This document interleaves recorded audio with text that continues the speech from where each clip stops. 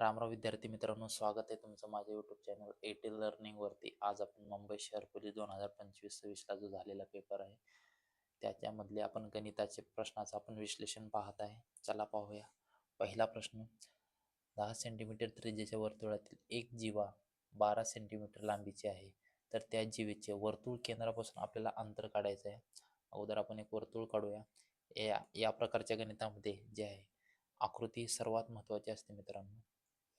आता हे झालं एक वर्तुळ. आता इथं आपण एक केंद्र मानू आणि हे आहे एक जीवा. हे किती आहे? 12 सेंटीमीटर आहे. आणि याच्यामध्ये आपल्याला जी ही त्रिज्या दिलेली आहे ती दिलेली आहे 10. आता हे जीवा 12 आहे. आता आपण इथे एक लंब टाकू. आपल्याला जे आहे हे आपल्याला जे आहे लांबी काढायचं आहे. मग इथं 12 जे आहे टोटल जीवेची लांबी आहे.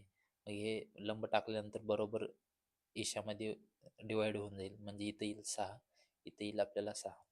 आता आपल्याला जे आहे हा इथं 90 डिग्रीचा कोन बनलेला आहे. आता इथं पायथागोरसचा प्रमेय लागेल. म्हणजे काय? कर्णवर्ग बरोबर पायावर्ग अधिक उंची वर्ग. 10चा वर्ग आहे 100 आणि आपल्याला 6चा वर्ग मायनस करायचा म्हणजे 36 बरोबर. 10 मधून 6 गेले 4 राहिला, हात चालला एक 10 मधून 4 गेलं, राहिला काय 64. म्हणजे 64 हा कशाचा वर्ग आहे? 8चा. म्हणजे पर्याय क्रमांक 2 या प्रश्नाचं बरोबर उत्तर राहणार आहे. चला पाहूया पुढील प्रश्न.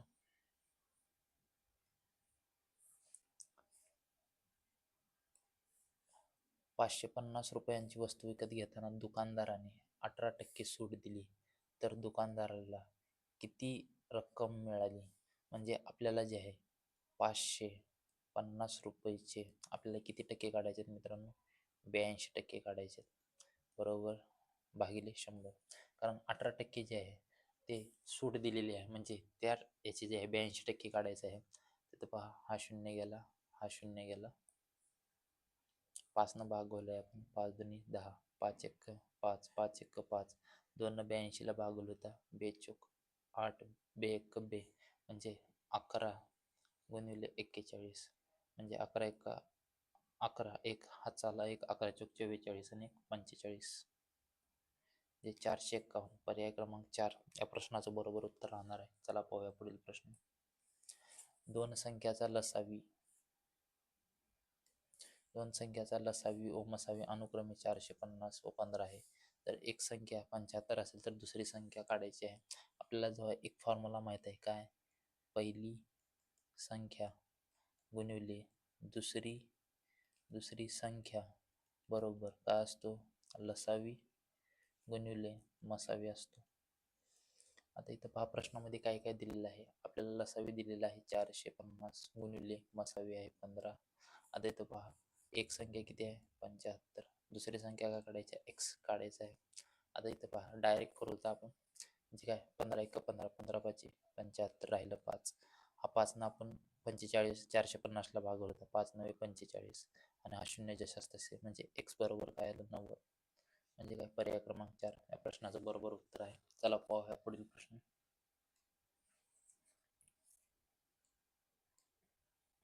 27ने भाग जाणारी 3 अंकी मोठ्यात मोठी संख्या आपल्याला काढायचं आहे. म्हणजे 27 न भाग जाणारी आपल्या 3 अंकी मोठ्यातली मोठी संख्या बघा. 3 अंकी मोठ्यातली मोठी संख्या काय आहे? 999 हे 3 अंकी आहे. आता आपल्याला जे आहे 27 न भाग घालायचा आहे. तर इथं पाहू शकता, 27 दुनी 54, 27 त्रिक 81 झाले 81. 9 मधून 1 गेले, 8 राहिलं. 9 मधून 8 गेलं, 1 राहिलं आणि हा 9 जशास तसे. आता इथं पहा मित्रांनो, हा आला आहे 189 बरोबर आहे.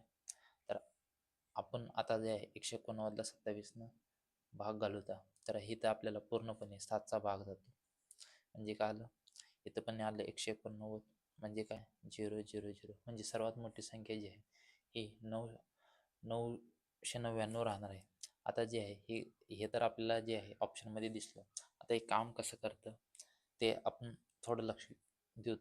जर आपल्याला जर सपोज प्रश्न राहिला असता, काय 2 अंकी, काय 2 अंकी जी आहे संख्या सर्वात मोठी संख्या कुठली जे दोन अंकी 12 भाग जाणार असणारी, काय 12 भाग जाणार असणारी, 12 भाग जाणार असणारी दोन अंकी सर्वात मोठी संख्या आपल्याला काढायची राहिली तर आपण काय केलं असतं माहिती आहे, इथं आहे 12 आणि आपण दोन अंकी अंकी सर्वात मोठी संख्या कुठली आहे मित्रांनो 99, आणि आपण काय केलं असतं 12 96, 12 काय केलं 96, 9 मधून 6 गेले 3 राहिलं म्हणजे किती आहे ती 96, म्हणजे 12 भाग जाणारी दोन अंकी सर्वात मोठी संख्या जी आहे ती 96 राहिली असती. अशा प्रकारे आपल्याला काढता आलं असतं. चला पाहूया पुढील प्रश्न.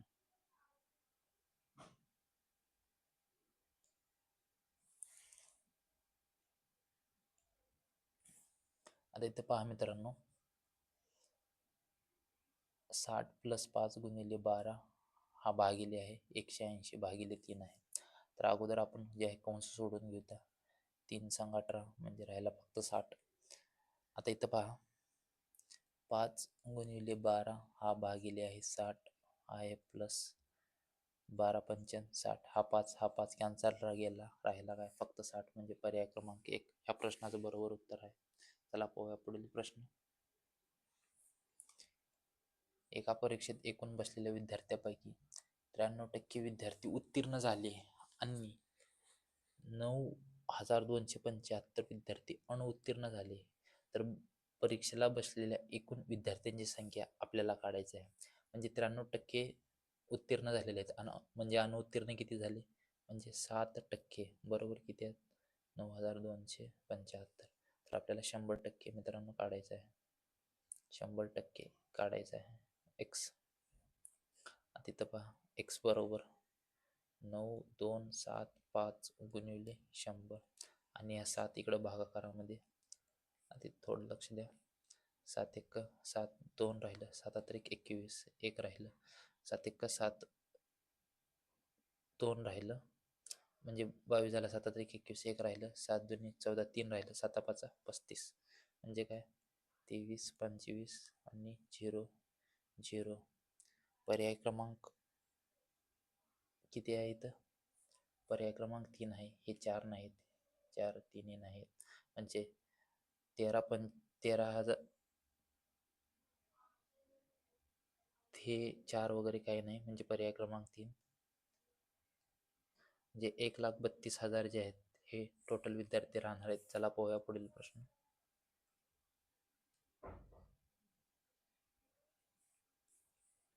मुलगा आणि वडिलांच्या वयाची बेरीज 56 वर्ष आहे. 4 वर्षानंतर वडिलाचे वय मुलाच्या वयाच्या तिप्पट होईल, तर मुलाचे आजचे वय किती हे काढायचं आहे. तर इथं पहा, मुलाला जे आहे मित्रांनो आपण वाय म्हणू आणि वडिलाला जे आहे एक्स म्हणूयात आपण. आता इथं पहा, मुलगा आणि वडिलांच्या वयाची बेरीज किती आहे 56 आहे, म्हणजे काय एक्स प्लस वाय बरोबर किती आहे 56 वर्ष आहे. 4 वर्षानंतर काय म्हणले, 4 वर्षानंतर वडिलाचे वय मुलाच्या वयाच्या तिप्पट होईल म्हणले, म्हणजे हे जे त्याचे वडील आहेत एक्स प्लस हे 4 वर्षानंतर वडिलाचे वय मुलाच्या जे वयाच्या म्हणजे ह्यांच्या पण 4 वर्षानंतर किती होईल म्हणले तिप्पट होईल म्हणले. आता जे आहेत आपल्याला समीकरण सॉल्व्ह करायचे आहेत, म्हणजे काय एक्स प्लस 4 हा जसाच तसा 3y प्लस 4 बरोबर आहे. आता हे तिकडे गेलं एक्स मायनस 3y बरोबर, सॉरी हा 4 त्रिकम 12 येईल.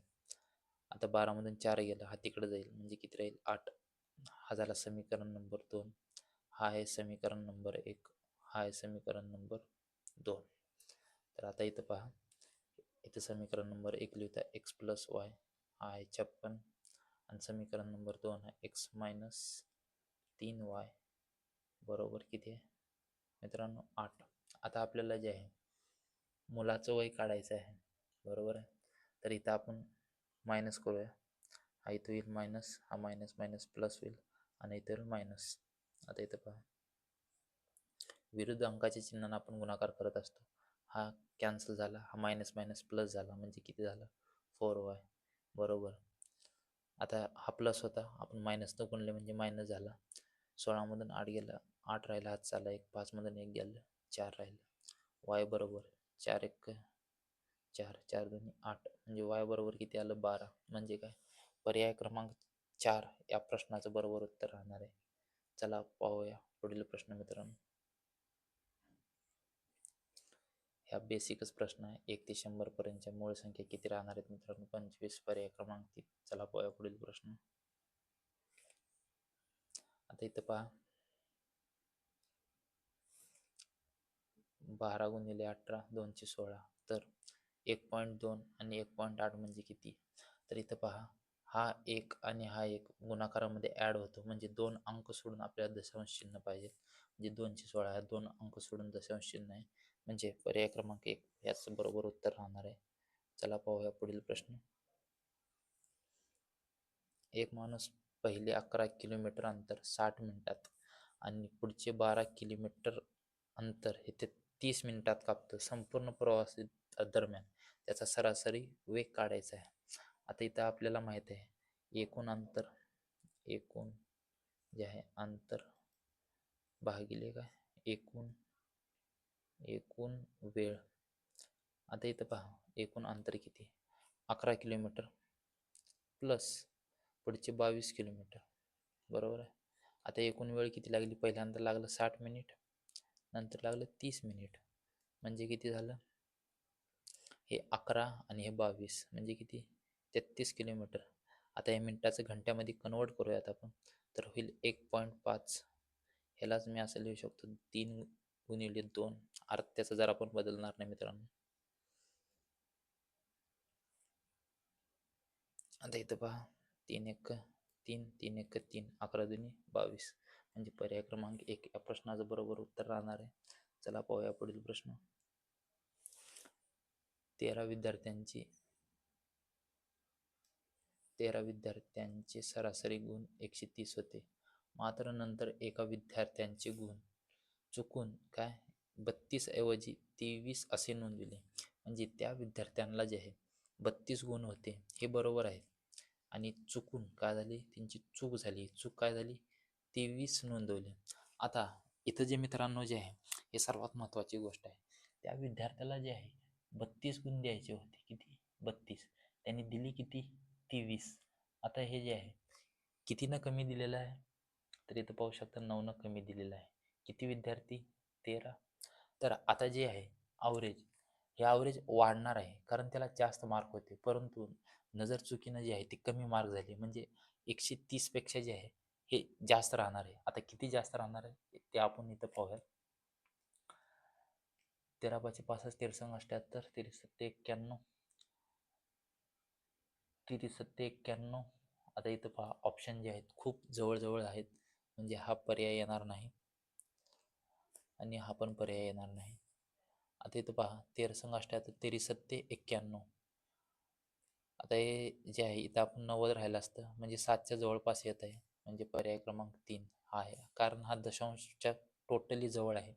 आता हे 8 हे जास्त होईल. आता इथे 6 9 4 आहे, हे 7च्या जवळपास आहे, त्याच्यामुळे आपल्याला हे दशांश अपूर्णांकामध्ये पर्याय क्रमांक 3 या प्रश्नाचं बरोबर उत्तर राहणार आहे. आता इथं जर जर त्याचे ओरिजिनल मार्क जर 23 राहिले असते आणि चुकून जर 32 दिलं असतं, तर त्याचं जे आहे ॲव्हरेज कमी झालं असतं, बरोबर आहे.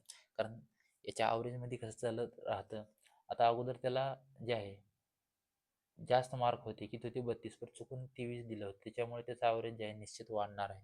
जर उलट झालं असतं तर ॲव्हरेज हे कमी राहणार आहे. चला पाहूया पुढील प्रश्न.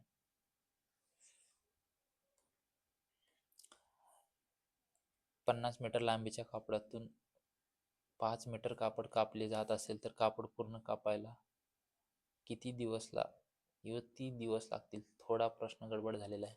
समजा 50 मीटर लांबीच्या कापडाला 5 किलोमीटरचे इथं तुकडे करायचे आहेत, कापले जात असतील, बरोबर आहे. तर कापडाचे किती तुकडे होतील, हा प्रश्न असा आहे, कापडाचे किती तुकडे होतील. तुकडे म्हणजे तुकडे कापायचे, म्हणजे प्रश्न असा आहे. आता हे समजा एक 50 मीटरचं कापड आहे आणि आपल्याला 5-5 मीटरचे कट मारायचे आहेत, म्हणजे 5 मीटर 5 मीटर, तर असे किती तुकडे होतील या प्रश्नाला काढायचं आहे. तर अशा प्रश्नाचं जे उत्तर राहतं, अगोदर काय करायचं, 50 भागिले 5 म्हणजे किती आलं, 10. याच्यामधून एक कम करायचं, म्हणजे राहिले किती, 9. म्हणजे 9 जे आहे आपल्याला तुकडे ज्यावेळेस 9 कट मारू आपण, काय 9 कट मारू, तर त्यावेळेस ते पूर्ण कापड कट होतं. एक मायनस का बरं करतो? समजा हे 10 मीटरचा कापड आहे, शेवटचा आपण कट कितीचा मारणार आहे? 5 मीटरचा. 5 मीटरचा मारलं म्हणजे हा एक कट झाला आणि ह्या कटचे आपण एक्स्ट्रा काहीच एफर्ट्स लावले नाही, तो ऑटोमॅटिक तयार होणार आहे. बरोबर आहे. त्याच्यामुळे एक मायनस करायचं राहतं. चला पाहूया पुढील प्रश्न. जर अमर एका तासाला 20 पाने लिहितो तर त्यास 45 पाने लिहिण्यास किती वेळ लागेल? आता बघा, एका तासाला तो किती लिहितो? 20 पानं. बरोबर आहे. जर त्याने जे आहे, आता आपल्याला 45 पानं लिहायचे आहेत, काय 45 पानं बरोबर एक्स, म्हणजे काय 1 गुणिले 45 बरोबर एक्स गुणिले 20. आता हे इकडं खाली आणूयात आपण, म्हणजे काय 45 भागिले 20 बरोबर एक्स. तर अगोदर आपण 5 नव्हे 45, 5 चोक 20, 4 दोन्ही 8, 2.4 2 8, 1 शून्य राहिलं, म्हणजे 2.25, 2.25 म्हणजे 2 तास 15 मिनिट या प्रश्नाचं बरोबर उत्तर राहणार आहे. चला पाहूया पुढील प्रश्न.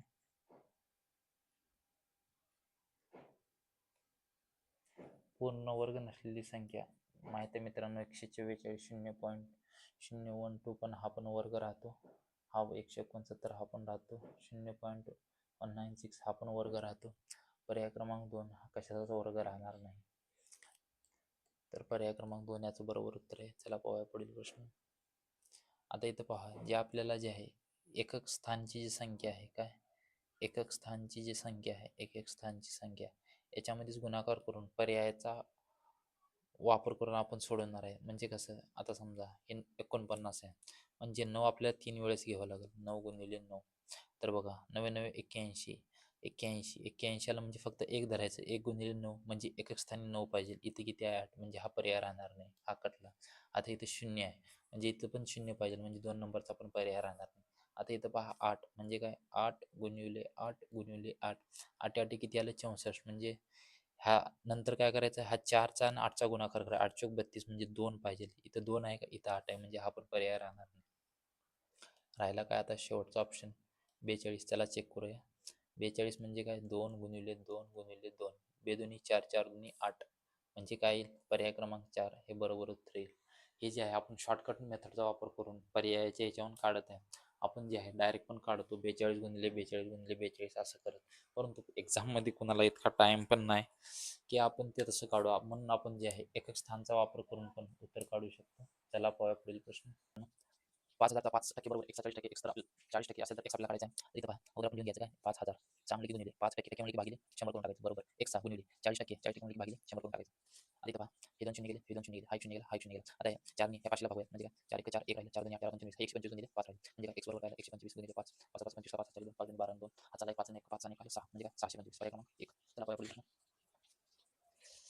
50 वस्तूंची विक्री किंमत 75 वस्तूंच्या खरेदी किमती एवढी असेल तर शेकडा नफा काढायचा. अशा प्रश्नामध्ये काय करायचं मित्रांनो? आता इथं पहा, 50 वस्तूंची विक्री किंमत आहे, इथं असं लिहायचं, बरोबर काय 75 वस्तूंच्या खरेदी किमती एवढी आहे, खरेदी किमती एवढी. तर इथं आपल्याला काय डोकं चालवायचं नाही, काय करायचं, फक्त एकच सांगायचं मित्रांनो, काय इथं जे आहे ही विक्री किंमत इथं जास्त ठेवायची, इथं जी आहे विक्री किंमत जशी ठेवा, आपण 75 पण जास्त ठेवा, फक्त या खरेदी किमतीला खाली हात छेदायचा, खरेदी किमतीला इकडे खाली आणायचं आणि आपण इकडे काढायचं, बरोबर. म्हणजे अर्थ बदलला नाही पाहिजे. म्हणजे काय 50 गुणिले विक्री किंमत कशाच्या बरोबर आहे? 75 गुणिले खरेदी किंमत. आता इथे लहान करून घ्या, 25 3 75 आणि 25 3 50. आता इथं बघा विक्री किंमत किती आहे? 3 आहे, खरेदी किंमत किती आहे? 2 आहे, म्हणजे फायदा किती झाला? 1चा, खरेदी किंमत किती? 2, विक्री 3 म्हणजे 1चा फायदा झाला, गुणिले 100 बरोबर 2 ला भागाला किती? 50%, म्हणजे पर्याय क्रमांक 4 प्रश्नाचं बरोबर उत्तर आहे. चला पाहूया पुढील प्रश्न मित्रांनो. पुढील प्रश्न.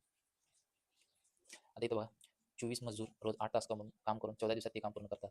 तर रोज 6 तास काम करून तेच काम 8 दिवसात पूर्ण करायचं असेल किती मजूर लागतील? आता अगोदर मजूर किती आहेत? 24, तास किती आहेत? 8, दिवस किती आहेत? 14. हे कशाच्या बरोबर राहणार आहेत? 6 तास गुणिले 8 इंटू काय राहणार आहे? एक्स. कारण हे सर्वांना फॉर्म्युला आहे, माहित असेल M1 D1 चा हा फॉर्म्युला असतो, आणि इथला तो W1 तर M2 D2 आणि W2 हा बेसिक फॉर्म्युला सगळ्यांना माहितच असेल. तर इथं पहा, साइन चोक 24, बेस चोक 8, बेस चोक 8, हे 4 4 कॅन्सल झाले, म्हणजे राहिलं काय 4 गुणिले 14, म्हणजे एक्स बरोबर 14 चोक 56. तर इथं पहा पर्याय क्रमांक 2 या प्रश्नाचं उत्तर आहे. चला पाहूया पुढील प्रश्न. 3 व्यक्तीची वयाची सरासरी 60 वर्ष आहे, त्यांच्या वयाचे गुणोत्तर 2:3:4 असे आहे. सर्वात तरुण आणि सर्वात वयस्क व्यक्तींच्या वयातील फरक किती हे काढायचे आहे. तर 3 व्यक्तींची सरासरी किती आहे? 60, म्हणजे काय 3 गुणिले 60 बरोबर किती आली? 180. तर त्यांच्या वयाचे गुणोत्तर किती आहे? 4 3 2 म्हणजे 4 3 7 8 9, म्हणजे किती प्रमाणामध्ये आहे? 9 भागिले 9, 9 2 18 बरोबर किती आलं? 20. आता इथं पहा, सर्वात तरुण कोण आहे? हा 2 2 प्रमाण दोघांनी दर्शवले 2 आणि सर्वात वयस्क कोण आहे? 4 म्हणजे 4 मधून 2 गेले किती राहील? 2 म्हणजे काय 2 गुणिले 20 बरोबर 20 दुनी 40 पर्याय क्रमांक 3. चला पाहूया पुढील प्रश्न. 15 मिनिटाचे 75 सेकंदाचे 15 मिनिटाशी आपल्याला गुणोत्तर काढायचे आहे. आता हे आहेत 75 सेकंद. आता 15 मिनिट हे 15 जसे तसे लिहून घ्या आणि याच्यामध्ये किती सेकंद राहणार आहेत? गुणिले 60 म्हणजे एका मिनिटामध्ये 60 सेकंद तर 15 मिनिटामध्ये पण 60 सेकंद राहणार आहेत म्हणून आपण इथे गुणून घेतलेला आहे. चला पुढे पहा मित्रांनो. 15 5 75 15 1 15 हे 5 1 5 5 1 5 2 राहिलं 5 2 10 म्हणजे एकाच 12 म्हणजे पर्याय क्रमांक 4. चला पाहूया पुढील प्रश्न. एका शहराची लोकसंख्या दरवर्षी 8% दराने वाढते. 2010 साली त्या शहराची लोकसंख्या 2,50,000 असल्यास 2012 मध्ये त्या शहराची लोकसंख्या किती? आता इथं आपल्याला जे आहे दर दिलेला आहे. आपल्याला एक फॉर्म्युला माहिती असेल कुठला x इंटू एक्स भागिले 100. तर x काय आहे तर इथं राहतो दर म्हणजे 8 गुणिले 8 भागिले 100. आता इथं पहा 8 8 16 प्लस 8 8 64 भागिले 100 64 भागिले 100 म्हणजे 2 अंश सोडून दशांश शून्य म्हणजे काय 0.64 म्हणजे किती राहणार मित्रांनो 16.64 म्हणजे किती 2012 मध्ये त्या शहराची लोकसंख्या राहणार आहे 116.64 जवळपास राहणार आहे. आता इथं जे आहे जे पर्याय आहेत ते खूप दूर आहे त्याच्यामुळे आपण जे आहे आपण अजून करून बरोबर उत्तर आपण या ठिकाणी काढू शकतो. आता इथं पहा हे आहे 2,50,000 जरी 2 शून्य शून्य गेलं म्हणजे 1% किती आला 2,500 आला म्हणजे 10% किती आले 25,000 आले बरोबर आहे. आता जो आहे हे किती 10% किती झाली 25,000 झाले आणि हे जे आहे 15 सक्क 150 म्हणजे किती 15,000 म्हणजे 5 10 शून्य हात चालला आहे 2 3 4 म्हणजे 2,50,000 आणि 40 2,90,000 जवळपास आहे. तर हा पर्याय क्रमांक 3 याचं बरोबर उत्तर आहे. हे अप्रॉक्सिमेटलीचा वापर करून आपण जे आहे जवळपासचा वापर करून आपण या प्रश्नाचं उत्तर काढलेलं आहे. आता बेसिकनं पण काढता येतं पण त्याच्यामध्ये खूप टाइम जातो. चला पाहूया पुढचा प्रश्न. मुंबईवरून अहिल्यानगरला जाण्यास प्रत्येकी 90 मिनिटाला एक बस आहे. सचिनला सकाळी 6 वाजता बसस्थानकावर गेल्यावर समजले की पहिली बस 45 मिनिटापूर्वीच गेलेली आहे. तर त्यानंतर बस सुटण्याची वेळ काय? आता एक बसस्थानक आहे. बसस्थानकावरती हा सचिन गेला बिचारा. तर 7 वाजता त्याला समजलं की 25 मिनिटापूर्वीच एक बस गेलेली आहे आणि इथं बस कितीला आहे? प्रत्येक 90 मिनिटानंतर म्हणजे 90 - 25 10 मधून 5 गेलं 5 राहिला हात चालला एक 10 सॉरी 9 मधून 3 गेली किती राहिली 6 म्हणजे पुढची जी बस राहणार आहे ती 65 मिनिटानंतर राहणार आहे. आता वाजले 7 1 घंट्यानंतर वाजतील 8 आता आपल्याला आणि 5 मिनिट जायचे म्हणजे काय 8 वाजून 5 मिनिट म्हणजे पर्याय क्रमांक 1 या प्रश्नाचं बरोबर उत्तर आहे. चला पाहूया पुढील प्रश्न. क्रिकेट संघातील 7 पुरुषांचे वय 26 25 21 29 14 28 22 आहे तर सरासरी किती? सर्वात सोपा आहे. तर हा तुमच्या होमवर्कसाठी प्रश्न आहे. याचं जो उत्तर आहे तुम्हाला पर्याय दिलेले आहे तिथं तुम्ही कमेंटमध्ये याचं उत्तर सांगा. हा प्रश्न तुमच्यासाठीच आहे. होमवर्क ठेवतो. होमवर्क. चला पाहू आपण पुढचा प्रश्न. एक त्रिकोणाचा कर्ण आहे. त्रिकोणाचा कर्ण 61 सेंटीमीटर आहे. एक बाजू 11 आहे. तर आपल्याला जे आहे दुसरी बाजू काढायची आहे. तर इथं आपल्याला तोच फॉर्म्युला वापरायचा आहे. कर्णवर्ग बरोबर पायावर्ग अधिक जो आहे तो उंचीवर्ग आपल्याला काढायचा आहे. तर चला आपण काढूयात कर्णाचा वर्ग 61 वर्ग. आता वर्ग काढण्यासाठी जे आहे एक सोपी पद्धत असते काय तर हे जे आहे 6 1 या दोघांचा गुणाकार करायचा 6 गुणिले 1 6 1 6 साइन मग काय करायचं या दोघांचा डबल करायचं 6 1 6 आणि किती झालं 12. आता 6 चा वर्ग किती आहे मित्रांनो 36 1 चा 0 1 1 2 6 आणि 1 7 आहे 3 दशांश तसे म्हणजे किती आहे 3721 बरोबर 11 चा वर्ग किती आहे 121 बरोबर हा इथं काढायचा आहे म्हणजे x. आता ज्यावेळेस आपण 3721 मधून 121 मायनस करूया 0 2 0 7 मध्ये गेले 6 हे किती राहिले 3 म्हणजे हा कितीचा वर्ग आहे 60चा वर्ग आहे म्हणजे पर्याय क्रमांक 3 या प्रश्नाचं बरोबर उत्तर राहणार आहे. आता जे आहे ते वर्ग जे काढत असतो आपण ते कशा पद्धतीने काढले ते शॉर्टमध्ये बघूया आपण. तर 25चा वर्ग सगळ्याच माहिती आहे किती आहे 625 तरी कसं काढत असतं माहिती आहे का मित्रांनो. आता हे काय करायचं 5 आणि 2 यांचा गुणाकार करायचं 5 2 10 10 10 डबल करायचं म्हणजे किती झालं 20. आता या 2चा वर्ग करायचा 2चा वर्ग किती आहे इथे 1 शून्य करायचं 4 1 सोडून ठेवायचं इकडं. आता 5चा वर्ग किती 25 2 5 म्हणजे इकडं पण एक आपण त्याला सोडून ठेवायचे. आता इथं हा 5 हा 2 4 2 6 25 625 अशा प्रकारे आपल्याला वर्ग काढता येतात. चला पाहूया पुढील प्रश्न. आता इथं बघा 12 सेंटीमीटर 59 सेंटीमीटर बरोबर किती मीटर दिलेत म्हणजे काय 59 प्लस 12 9 2 11 1 हात चालला 5 6 7 म्हणजे काय 0.71 पर्याय क्रमांक 2. चला पाहूया पुढील प्रश्न. एका दुकानदाराने 15 शर्ट 2340 रुपयांना विकल्यास त्याला 60 रुपये तोटा होतो. किती 60 रुपये म्हणजे एका शर्टामागे आपण काय करायचं 60 रुपये भागिले 15 म्हणजे किती 4 रुपये तोटा होतो त्याला किती 4 रुपये तोटा म्हणजे काय केलं आपण 60 भागिले 15 15 शर्टामागे 60 रुपये होतो म्हणजे एका शर्टामागे 4 रुपये तोटा होतो. आता काय करायचं इथे 4 काढलो म्हणजे एका शर्टामागे त्याला 4 रुपये तोटा होतो. आता टोटल किती आहेत 23 40 भागिले काय 15 बरोबर. तर इथं पहा 15 1 15 राहिले किती 8 15 5 75 आणि काय राहिलं 9 15 सक्की 90 म्हणजे काय 156 रुपयाला विकला तो. तर हे एक शर्ट विकला किती 156 रुपयाला. तर ज्या मित्रांनो आपण इथं काढलेला आहे तर एका शर्टामागे किती रुपयाचा तोटा होतो 4 म्हणजे किती खरेदी किंमत किती राहणार आहे 160 म्हणजे काय पर्याय क्रमांक 2. चला पाहूया पुढील प्रश्न. पुढला आणि शेवटचा प्रश्न आहे. दोन वर्तुळाच्या त्रिज्येचे गुणोत्तर 4:5 आहे तर त्यांच्या परिघाचे गुणोत्तर आपल्याला काढायचे आहे. तर ते पण मित्रांनो 4:5 हे राहणार आहे. त्रिज्याचा आणि जे परिघाचं गुणोत्तर जे आहे ते सेमच राहतं. तर अशा प्रकारे आज आपण मुंबई शहर पोलीस 2025-26 प्रश्न पत्रिका जी मधली जे आहे गणिताचं आपण विश्लेषण पाहिलेलं आहे. चला भेटूया पुढच्या व्हिडिओमध्ये. व्हिडिओ जर आवडला लाईक करा शेअर करा आणि सबस्क्राईब करा. तर तुम्हाला काय समजत नसेल तर कमेंट करा. मी